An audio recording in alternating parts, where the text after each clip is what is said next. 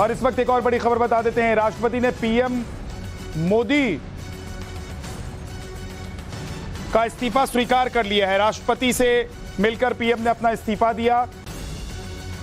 राष्ट्रपति ने यह इस्तीफा स्वीकार कर लिया है। 8 जून को पीएम मोदी शपथ ले सकते हैं। नई सरकार बनने तक कार्यभार संभालने का निर्देश दिया गया है।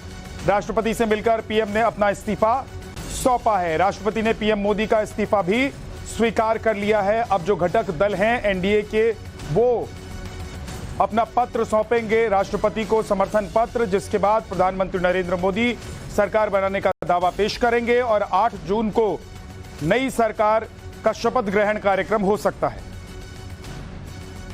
यह तस्वीर आप देख रहे हैं कि प्रधानमंत्री नरेंद्र मोदी इस्तीफा देने के बाद लौटते हुए उनकी गाड़ियों का काफिला राष्ट्रपति भवन से नीचे उतरते हुए, लुटियन जोन की यह तस्वीर है जहां पर प्रधानमंत्री नरेंद्र मोदी राष्ट्रपति भवन पहुंचे और वहां राष्ट्रपति को उन्होंने इस्तीफा सौंपा।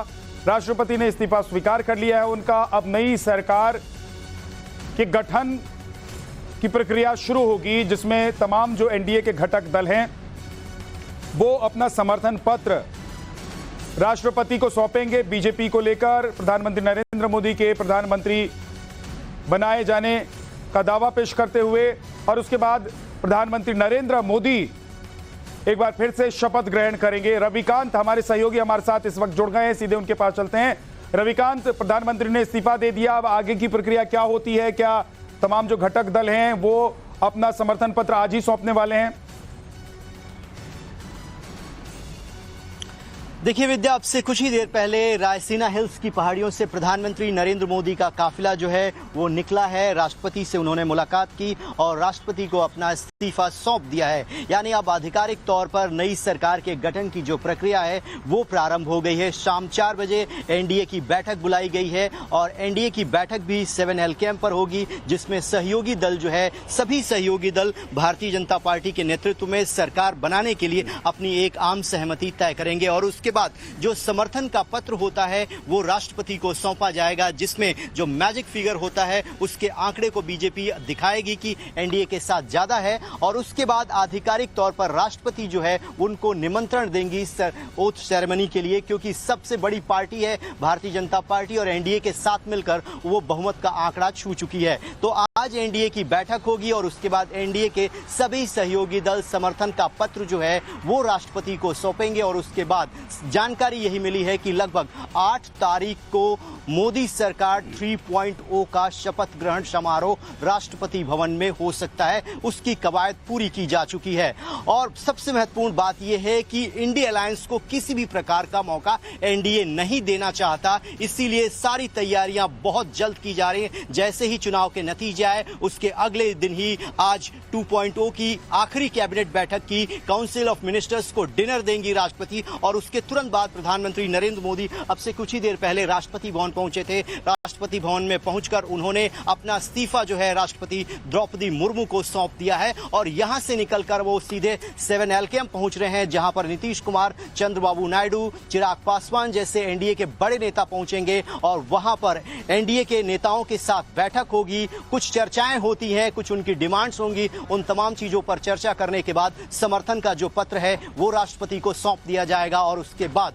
ओथ सेरेमनी 8 तारीख को बताई जा रही है। यानी मोदी सरकार 3.0 जो है वो 8 तारीख को शपथ लेगी और उसके बाद सरकार के गठन की प्रक्रिया समाप्त हो जाएगी।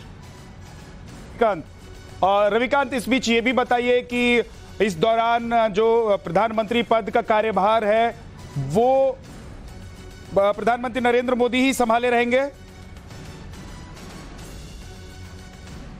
और ये तस्वीर आप देख रहे हैं, प्रधानमंत्री नरेंद्र मोदी जो है अपना इस्तीफा सौंपते हुए द्रौपदी मुर्मू को ये इस्तीफा सौंप रहे हैं, जिसकी तस्वीर सामने आई है। रविकांत, मैं वापस आपके पास आऊंगा, लेकिन एक बार ये तस्वीर जो अब से कुछ ही मिनट पहले की है, प्रधानमंत्री नरेंद्र मोदी जब राष्ट्रपति भवन पहुंचे थे और द्रौपदी मुर्मू को उन्होंने अपना इस्तीफा सौंपा, ये उसी वक्त की तस्वीर है। और इसके बाद की जो तस्वीर जो आप देख रहे थे कि काफिला निकल गया था राष्ट्रपति भवन से, तो प्रधानमंत्री नरेंद्र मोदी ने आज इस्तीफा सौंप दिया है और फिर एक बार प्रधानमंत्री पद की शपथ लेने के लिए वो दावेदारी पेश करेंगे। लेकिन इस बीच अहम बैठक होनी है, एनडीए की बैठक होगी आज शाम को। इसके बाद प्रधानमंत्री की तरफ से और तमाम जो एनडीए के घटक दल हैं वो अपनी स्वीकृति देंगे प्रधानमंत्री नरेंद्र मोदी के नाम पर, प्रधानमंत्री के तौर पर।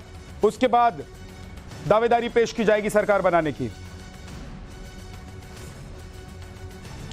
रविकांत हमारे सहयोगी हमारे साथ जुड़ गए हैं। रविकांत, ये तस्वीरें भी हम देख रहे हैं, प्रधानमंत्री नरेंद्र मोदी ने जो इस्तीफा सौंपा है उसकी तस्वीर राष्ट्रपति के साथ आ गई है, लेकिन मेरा सवाल ये था कि अब 8 जून तक का जो कार्यभार होगा वो प्रधानमंत्री संभालेंगे जब तक कि नई सरकार का गठन नहीं हो जाता, शपथ ग्रहण नहीं हो जाता।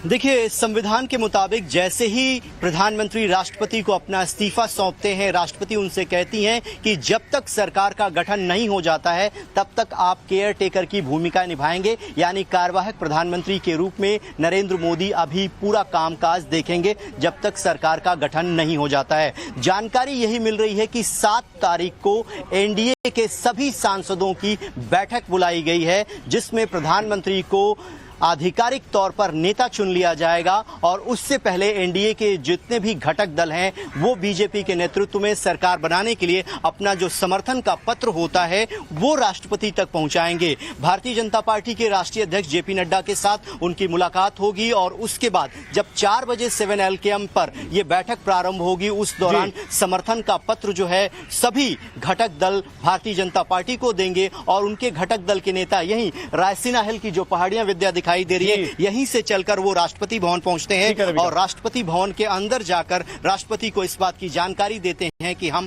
बीजेपी के साथ सरकार बनाने के लिए तैयार हैं। और उसके बाद बहुत शुक्रिया रविकांत इस पूरी जानकारी के लिए आपका। तो आज अहम बैठक होनी है एनडीए की, लेकिन उससे पहले प्रधानमंत्री नरेंद्र मोदी ने अपना इस्तीफा सौंप दिया।